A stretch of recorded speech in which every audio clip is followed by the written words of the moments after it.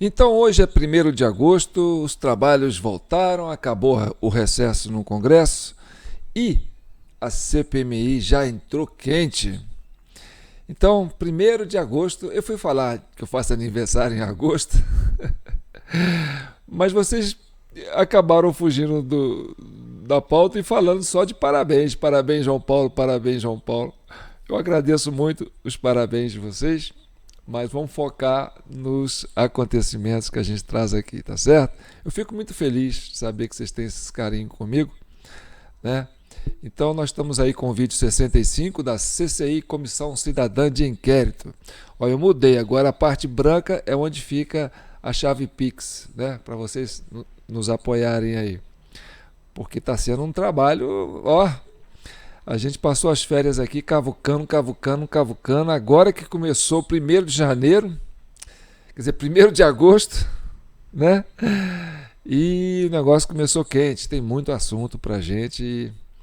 E vocês vão ver como a CCI ela é bem avançada, acima da expectativa das outras comissões. Mas o que tem de importante que aconteceu agora, nesse primeiro dia de janeiro, de agosto, gente, janeiro não sai da nossa cabeça, né, por causa da CPMI, foi o fato do depoimento do Flávio Dino, né, e daquele agente né, do GSI lá, né, da ABIN, ali na CPMI, né, eu não guardei o nome dele não.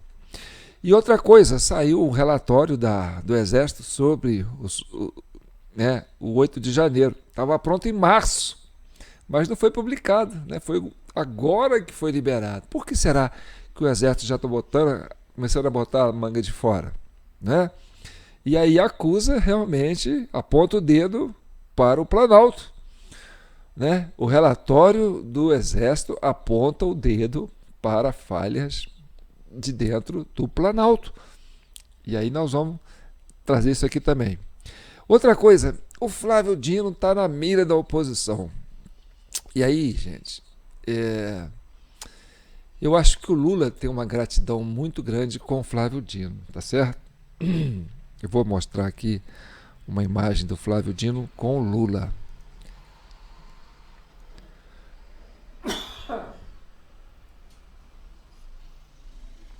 Esse é um sentimento de gratidão. E o Dino pode ser a pessoa que deu a eleição para o Lula. Você vê nessa cena aí, né, o grau de envolvimento, né, entre esses dois políticos, né, que trabalham hoje, né, juntos, na presidência, o outro no Ministério da Justiça. Então o Flávio Dino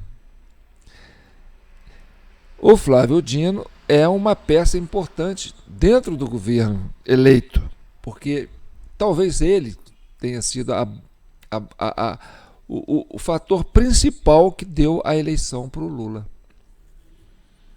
Vocês acreditam nisso? Bem, o problema nosso aqui é que a gente fica sempre prevendo o futuro, né? E as coisas nunca caminham na velocidade, porque o tempo não existe, né? Você viaja nos fatos, mas você tem que esperar os acontecimentos, né?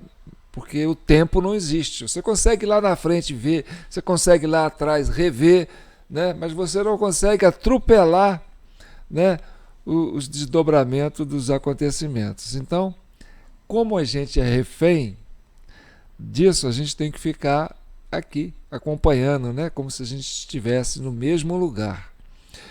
E agora vamos voltar aqui à imagem do Dino, vocês vão entender o que eu estou falando. Olha só que sentimento de gratidão do Lula com o Dino. Vamos entender por que existe esse sentimento de gratidão do Lula com o Dino. Tá bom. Você tem o mapa aqui, ó. Isso aqui você tem o primeiro turno das eleições de 2018, né? Desempenho das candidaturas do PT e Bolsonaro em 2018. No primeiro turno, né, você teve no Piauí o candidato Haddad com 63,40%, Qual que é a história do Haddad com o estado do Piauí? Eu preciso saber, né? O Haddad é um cara, tá ali em São Paulo, aquela coisa toda, né?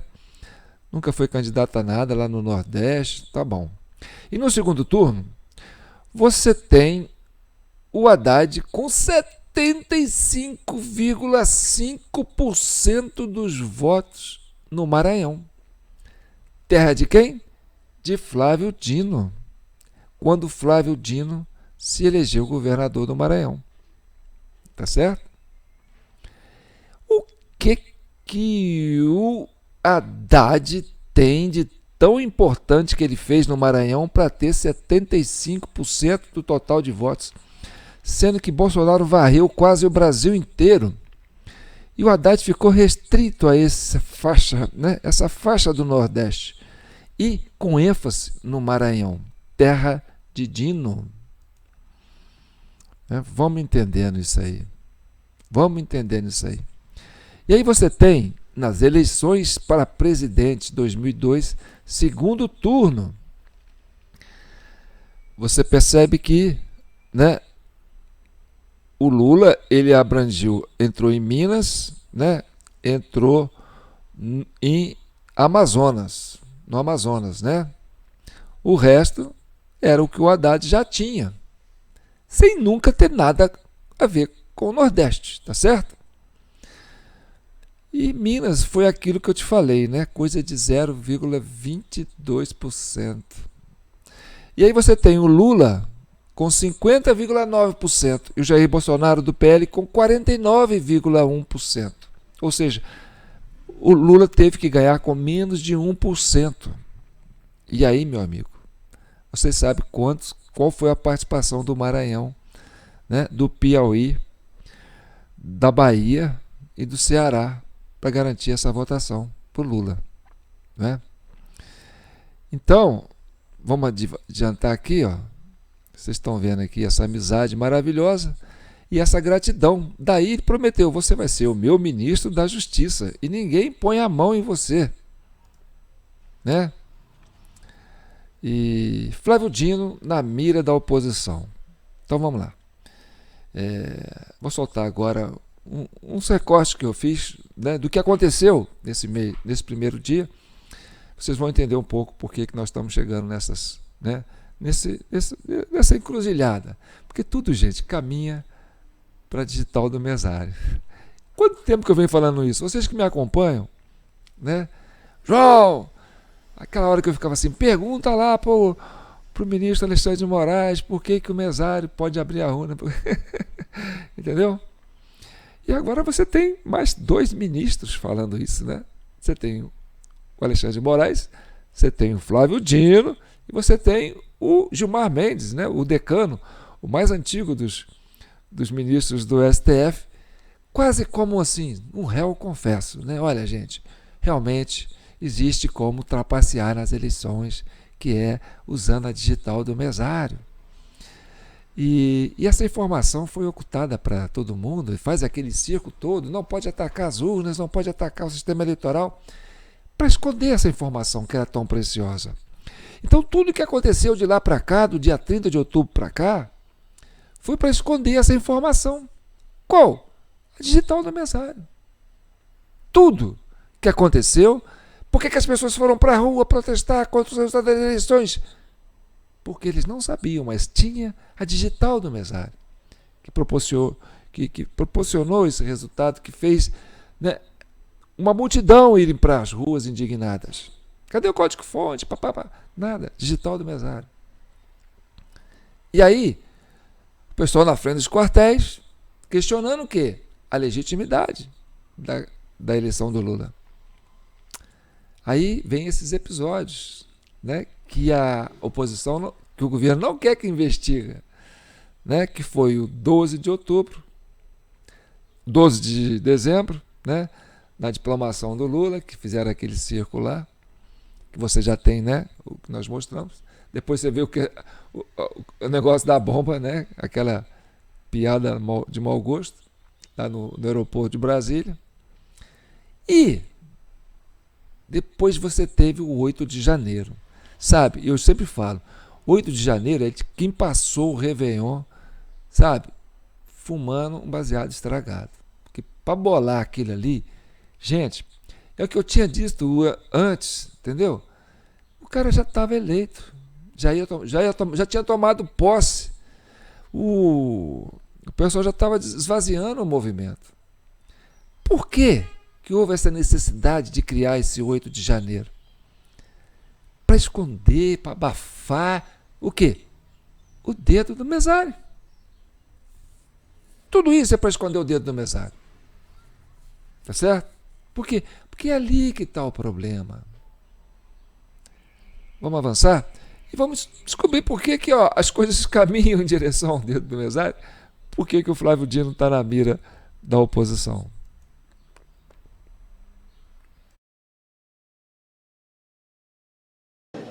Que nós recebemos um ofício do Ministério da Justiça, do senhor ministro Flávio Dino, referente a uma solicitação de um requerimento que foi aprovado nessa comissão, na última sessão, que solicita as imagens internas do Ministério da Justiça no dia 8 de janeiro, e o senhor ministro nos respondeu afirmando que não poderia passar essas imagens em virtude de que as mesmas fazem parte do conjunto de provas que faz parte de um projeto, de um inquérito que está em sigilo no Supremo Tribunal Federal.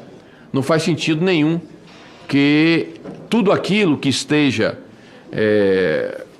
fazendo parte dos inquéritos não possa ser objetivo, não possa ser do conhecimento dessa CPMI.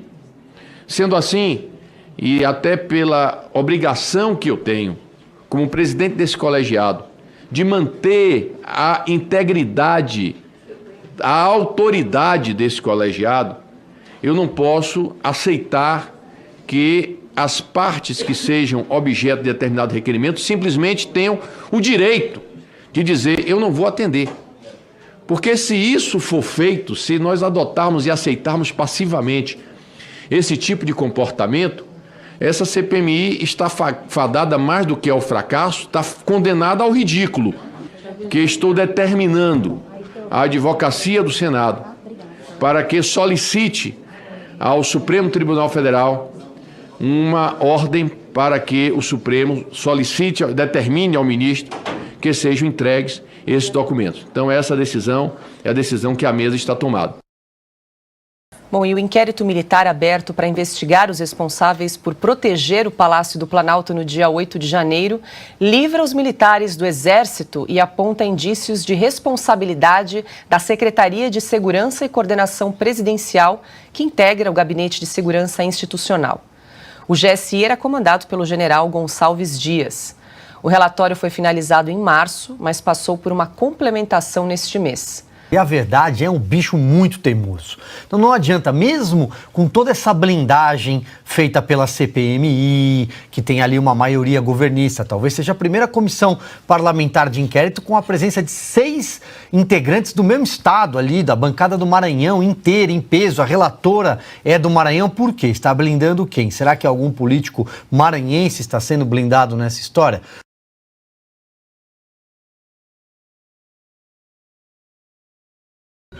Por exemplo, se detectou num lugar, no Maranhão, um bom lugar, e há um inquérito em tramitação sobre isto.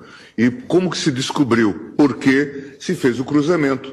Esse mesmo eleitor que justificou a ausência tinha votado. Daquele livro de eleitores, o número do título. Porque é o número do título ali que permite que o mesário vote pelo eleitor que não foi, ou pelo eleitor que morreu. O que acontece hoje? Das 5 horas da tarde, o mesário verifica lá em consórcio com os fiscais, verifica os eleitores que não compareceram, porque não foram, porque morreram, porque viajaram. Com o número do título, ele libera a urna eletrônica e vota quantas vezes ele quiser. O surgimento daquilo que na linguagem da justiça eleitoral se fala do mesário pianista. Pode ter a possibilidade de fraude em que 10 pessoas não foram votar.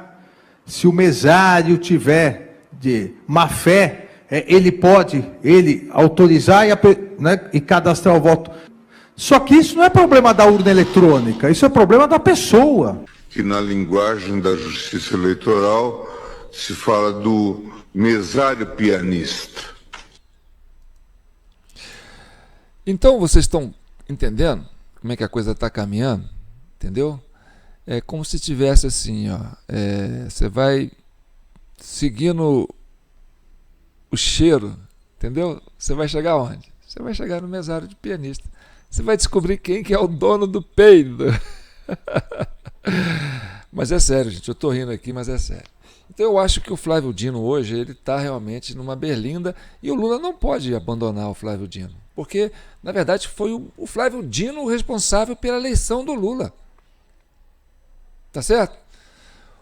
O Bolsonaro, ele disparou no segundo turno. Ele teve 7 milhões de votos a mais. E aí, ele foi avançando para o norte, para o nordeste, entendeu? Centro-oeste. Então ele estava forte no nordeste, estava bem forte. Foi preciso até fazer aquelas blitz para diminuir a presença do eleitorado no nordeste, para poder dar uma margem, entendeu? De manobra para o mesário pianista poder usar da sua prerrogativa para votar a mais do que poderia. Então, foi um esforço assim que eu diria, né, que se for comprovado, nós estamos falando aqui de assuntos que a gente não está ainda em concreta investigação, é um inquérito que está em andamento, mas a gente não está proibido de fazer, né, conjecturas, a gente não está impedido de fazer análise sobre os fatos, né? A gente tem que procurar o nexo causal desses acontecimentos para justificar, né, todos esses eventos que ocorreram a partir do dia 30 de outubro. Então, quando a gente pensa, sabe, que o Flávio Dino, de posse dessa informação tão privilegiada, de que o mesário pode votar quantas vezes ele quiser, depois das 5 horas, em parceria, né, em consórcio com os fiscais, ele consulta lá o nome, ele, no estado dele, foi Maranhão, Ceará, Bahia e Piauí, né? Os votos dispararam, mas dispararam assim com a vontade. E acontece que você tinha uma campanha tão polarizada que você fala, bem, ser polarizada tem que ser voto a voto, né? Não justifica. Alguém está com 75% dos votos num determinado lugar. Nem para um, nem para o outro. Tá certo, em regiões, lá para o sul, você vai ver que o Bolsonaro está mais forte. Lá para o nordeste, você vai ver, né, que o Lula esteve mais forte. Mas a relação do Lula com o Nordeste é quase nenhuma. Ele só nasceu no Nordeste. Ele mudou para São Paulo, a vida dele toda, sindicalista, toda formada em São Paulo. Entendeu? Ele só tem a certidão dele de nordestino, mas a vida dele é toda ali em São Paulo. Né? A militância sindical dele foi toda em São Paulo. Ele foi deputado. Quando ele foi eleito deputado, foi pelo estado de São Paulo. Quando ele faz investimentos próprios, quer dizer, onde ele quis ter um triplex? No Guarujá, São Paulo. Esse sítio dele que ele tinha, né, que era atribuído a ele pela Lava Jato, era onde? Não era no Nordeste. Lula não gosta do Nordeste. Na minha maneira de pensar, se ele gostasse do Nordeste, ele ia comprar todos os bens deles e ele ia investir no Nordeste. Você entende? Então, eu não sei de onde que vem esse apego do Nordeste por esses candidatos de esquerda, que não seja através, né, dessa linguagem que a gente conhece, né? Como diz o Gilmar Mendes, né? Na linguagem da justiça eleitoral, conhecido como o mesário pianista. Então vamos ver aqui, ó. Repare, tá certo? Essas foram as eleições que aconteceram, né, antes desta do Lula, agora com Bolsonaro. Isso depois da democratização. Eu mostrei isso outra vez, mas eu quero mostrar para vocês agora, porque é um fato relevante que eu quero mostrar. De 2002 até 2022, O Nordeste ganhou em tudo. De 2002 a 2022, o PT, a esquerda, governou o Nordeste. E aí você fala, bem, se a esquerda governou o Nordeste deve ser grato à esquerda, porque ela deve ter ajudado o Nordeste a se desenvolver. Né? Por isso que esse pessoal vota na esquerda. Será? Né? Vamos entender isso na prática. Eu fui consultar aqui, ó, esse site aqui, ó, FDR, aí fala, taxa de pobreza dos estados brasileiros. Impressiona. Confira o ranking. Vitória da Conquista na Bahia, pesquisa realizada entre os anos de 2001 a 2022, aponta para a taxa de pobreza dos estados brasileiros. A região Nordeste tem destaque negativo no ranking, com diversos estados no topo da lista. Confira mais detalhes. Então, o que eu quero dizer para vocês é isso. Por que o Nordeste, que é governado pelo PT há mais de 22 anos, não consegue sair da pobreza? Então, você vai ter aqui, ó, vou mostrar para vocês aqui, ó. Confira abaixo o ranking da pobreza no Brasil. Os mais pobres. Começa por quem? Pelo estado do Dino, o Maranhão, com 67,5%. Depois vem Pernambuco, depois Alagoas, aí Amazonas, Amapá, Paraíba, Roraima, Sergipe, Ceará, Pará, Bahia, Acre, Piauí, aí passa mais um pouquinho, Rio Grande do Norte. Então, é preciso a gente entender da onde que vem, né, esse amor do eleitor do Nordeste pelos partidos de esquerda. Eu fico para entender, sabe? Eu fico para entender. Você também deve ficar. E aí a gente entra naquela questão do seguinte: você tem um Senado, né? O Senado é como dizer assim, a Câmara Alta, né? É a representação dos estados.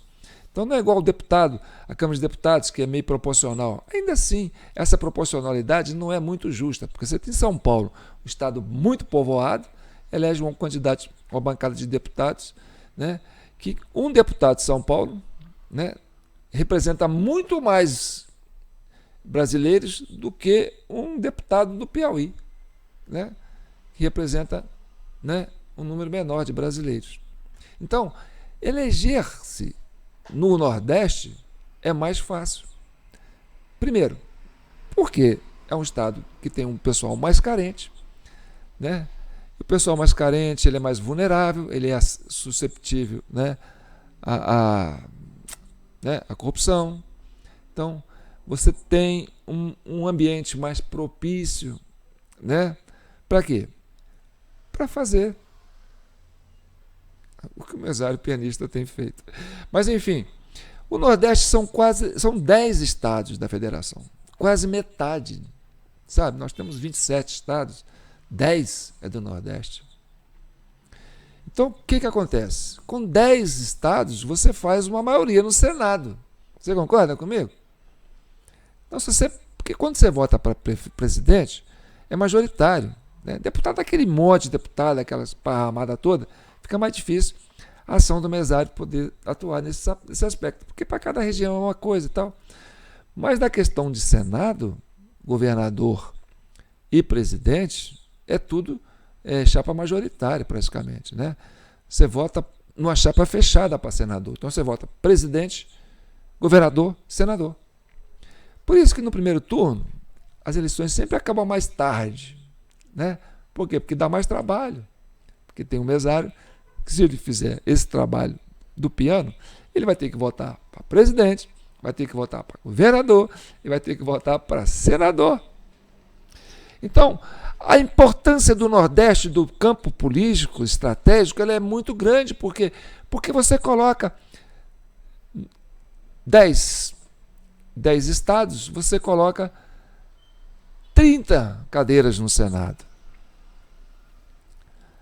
Então, tudo bem que você consegue fazer isso em outros estados, às vezes um da direita vence no Nordeste, mas está ali, né? Está sujeito a esse imbróglio todo, como diz o Gilmar Mendes, né? do que conta na linguagem do da Justiça Eleitoral do mesário pianista. E aí o que acontece? A importância de você ter um aglomerado de estados que te dão uma vantagem. Por quê? Porque tem população menor, o pessoal é mais pobre, né? É um estado mais carente, e é uma região que tem muitos estados, são pequenos. E esses estados, né, conseguem colocar 30 cadeiras no Senado. E quem que aprova o nome que o presidente indica para as cortes superiores? STM, né, STF, entendeu? O presidente. Mas quem que aprova? A Câmara. Quer dizer, o Senado. Então, quem faz a presidência do Senado é quem tem maioria no Senado. Então, se você tem uma região como o Nordeste, é muito mais fácil você fazer, né, montar a esquerda ali, né, forte no Nordeste, do que montar no Sul. O Sul te dá 3 estados. Seria o quê? 3 vezes 9 senadores. O Nordeste te dá 30 senadores. Você está entendendo? Por que a esquerda prefere o Nordeste para trabalhar? E aí você põe o presidente da Câmara, quer dizer, o presidente do Senado. E como presidente do Senado, né, você consegue aprovar o nome que você quer colocar no Supremo. Aí você faz o quê? O cara que está lá no Supremo, se é advogado do PT, pode falar assim, né? Porque o advogado Lula foi para lá, está lá para defender também os interesses do seu cliente. Aí a oposição fala, não, mas você está extrapolando os processos, vamos mandar o impeachment. Cai aonde? Cai no Pacheco. Aí o Pacheco, não vou fazer nada. Então você cria um ambiente em que você, além de colocar, né, a mão dentro do executivo e do legislativo, você consegue também atingir o judiciário. E aí você estabelece, né, um projeto de poder a longo prazo. Porque foram 20 anos para construir esse projeto de poder. E nesses 20 anos, eu mostrei na última eleição, no último vídeo, né? O Lula conseguiu colocar 10 cadeiras no Supremo. No STM, Tribunal de Contas, Tribunal, né, Superior. Então tá. E aí, meu amigo, a gente fala para vocês o que é uma república federativa de uma democracia relativa, né? E aí eu falo para vocês, nós não podemos desistir do Brasil. E a CCI está aqui para pacificar essa nação. A gente precisa resgatar o Nordeste, porque o Nordeste é um povo maravilhoso, um povo carente que está lá, refém de uma política desse tipo, né? E a gente quer trazer esse desenvolvimento do Sul para o Nordeste. A gente quer tirar o Nordeste dessa miséria. Tá certo? Não dá para ficar assim, a gente tendo um Sul desenvolvido, o agronegócio despontando aí no Mato Grosso, em Goiás, né, no Tocantins, um pouco de Goiás, um pouco de Minas, um pouco de... né? E você vê o Nordeste ficando para trás, né? Então, a gente precisa disso. E para isso a gente tem que fazer essa revisão desse sistema eleitoral. É um tema da CCI que a gente não pode abrir mão, tá certo? E para a gente avançar nisso, eu preciso contar com vocês, né, na minha chave Pix, jpnoticias@gmail.com. Eu estou amargando um prejuízo danado aqui, viu, gente? Porque se eu tivesse com a minha banca, eu tinha, já perdi uma clientela boa aí, sabe? E outra coisa, né? É uma coisa que eu gosto de fazer, né? Aqui eu estou fazendo por vocês.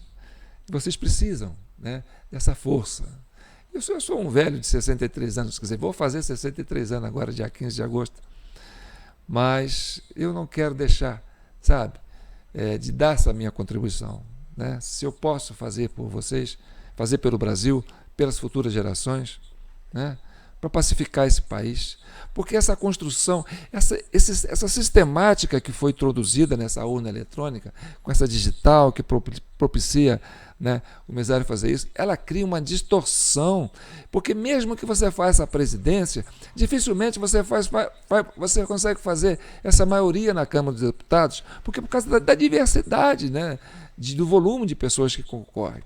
Então é sempre um Estado que fica dependente. Você quer governar? Ah, eu votei, a maioria votou, o presidente ganhou, tá, mas aí vai vir um Congresso? Não foi a maioria que ganhou. Aí o que o homem tem que fazer? Tem que ir fazer isso, encher de ministérios, entendeu? Para quê? Para oferecer, barganhar com a base, vem cá, ocupa aqui. Aí vem, sabe, essas coisas que acabam corrompendo nossa estrutura, né? Nossas instituições. Isso é ruim. Tá certo? Então, para pacificar o país, a gente tem que avançar nisso, né? Mesmo que o Lula tenha esse amor todo pro Dino, sabe? Eu acho que esse projeto já acabou. Olha a idade do Lula. Ele já deu o que tinha que dar, gente. Concorda comigo? A gente tem que avançar. O Brasil tem que ir para o melhor. Tá certo? Então, fique com Deus.